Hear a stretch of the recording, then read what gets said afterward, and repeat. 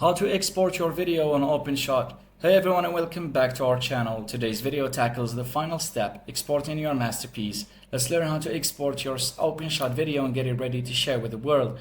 Once you finished editing your video in OpenShot, it's time to export it. So look for the export video button in the top right corner of the interface.